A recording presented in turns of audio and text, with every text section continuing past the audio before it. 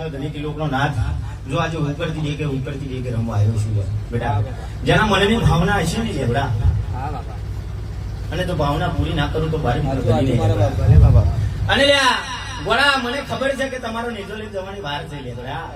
અલે 12 બીજના ધણીના રજા સિવાય તો તમારું કોણું ના લેવા દો. વચન આલો છું, જે નેજો લઈને આવતો હશે એમને વચન આલો છું.